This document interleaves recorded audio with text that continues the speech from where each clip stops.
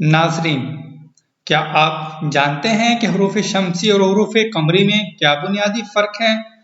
अगर नहीं तो चलते हैं अपनी वीडियो की तरफ, जिसमें आप जान पाएंगे कि हरूफ शम्सी और हरूफ कमरी में क्या बुनियादी फ़र्क है। बिस्मिल्लाहिर्रहमानिर्रहीम। अस्सलाम वालेकुम नाज़रीन, मैं खुर्रम रज़ा आपको उर्दू क्लास विद खुर्रम में खुशामदीद कहते हैं। नाज़रीन, जैसा मैंने आपको बताया कि आप इस वीडियो में इंशाल्लाह जान पाएंगे कि हरूफ शम्सी और हरूफ कमरी में क्या बुनियादी फ़र्क है।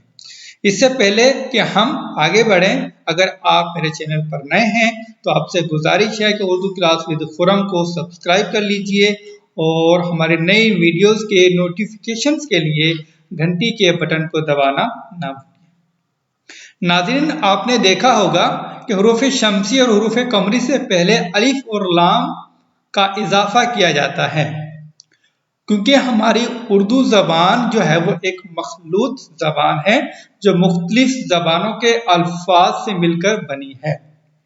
तो ये हरूफ शम्सी और हरूफ कमरी हैं जो अल्फाज हैं, ये खालिस अरबी अल्फाज हैं जो हमारी उर्दू ज़बान में शामिल हैं। तो हम ये जान लेते हैं कि अलिफ और लाम हरूफ शम्सी और हरूफ कमरी में किस बात की अलामत है। फिर अपने जो है वो हरूफ शम्सी की पहचान और हरूफ कमरी की पहचान की तरफ बढ़ेंगे। नाज़रीन, आप जैसे उर्दू में ख़ास अस्मा जो है वो ख़ास इस्म जो होते हैं, ख़ास अस्मा जो होते हैं वो हमारे इसमें मारफा कहलाते हैं। जो आम अस्मा होते हैं उन्हें हम इसमें नकरा कहते हैं। ठीक है, आम नाम और ख़ास नाम। जैसे उर्दू में आम और ख़ास नाम के लिए कोई एक बुनियादी कायदा नहीं है। ठीक है, अगर हम इंग्लिश की बात करें कि जैसे प्रॉपर नाउन और कॉमन नाउन। प्रॉपर नाउन में क्या होता है कि कोई भी जो प्रॉपर नाउन होता है उससे पहले दा लगा देते हैं। ठीक है, क्या लगाया जाता है? दा। तो अरबी अस्मा को खास या मारफा बनाने के लिए कायदा है कि उनसे पहले अलिफ लाम का इजाफा कर दिया जाता है। ठीक है, क्योंकि उर्दू में तो कोई कायदा नहीं है, मगर इंग्लिश में यह है कि दा लगा देते हैं और अरबी में अलिफ और लाम लगा देते हैं। मसलन अशम्स अलिफ और लाम और अल कमर, ठीक है, इससे पहले लगा देते हैं। अरबी में अलिफ लाम की वही हैसियत है जो अंग्रेजी में दा की है। ठीक है, यानी बाद अरबी हरूफ में अलिफ लाम वाज़े पढ़ा जाता है, जैसा कि अल कमर। ठीक है, जो अरबी हरूफ हैं उसमें जो अलिफ लाम लगाया जाता है तो वो वाज़े तौर पर पढ़ा जाता है अल कमर।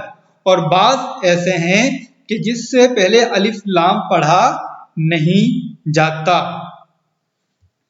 यानी लाम जो है वो साइलेंट होता है, जैसा कि अशम्स और अशम्स जो है वो इससे पहले अगर लाम आएगा तो वो साइलेंट होगा। अल कमर जो अल कमर से पहले जो लाम आएगा वो नातिक होगा, यानी उसे पढ़ा जाएगा।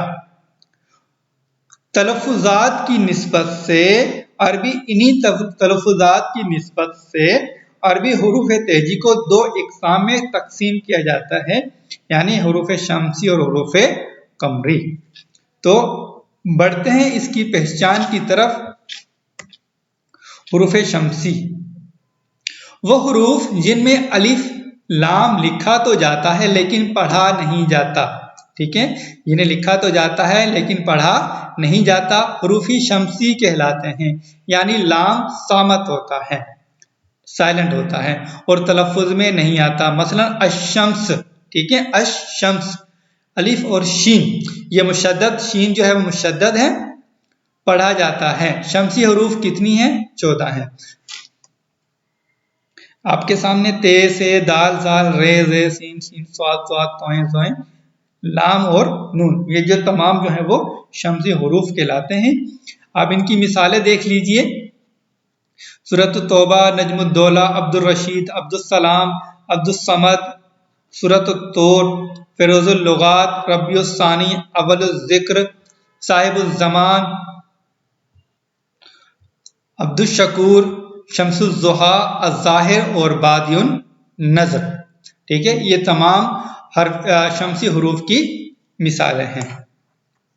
قمری حروف وہ حروف جن میں الف لام واضح طور پر پڑھا جاتا ہے قمری حروف کہلاتے ہیں، یعنی لام ناطق ہوتا ہے، یعنی بولنے والا یہ تلفظ میں آئے اور تلفظ میں آتا ہے. مثلا القمر پورا پڑھا جاتا ہے، یعنی الف لام واضح طور پر بولا جاتا ہے.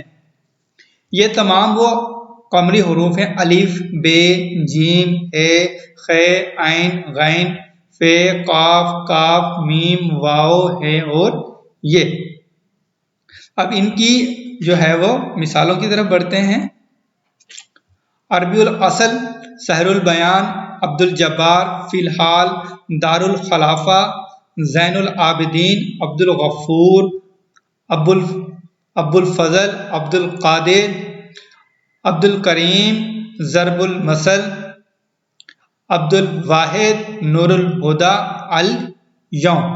تو یہ جو ہے وہ قمری حروف ہیں.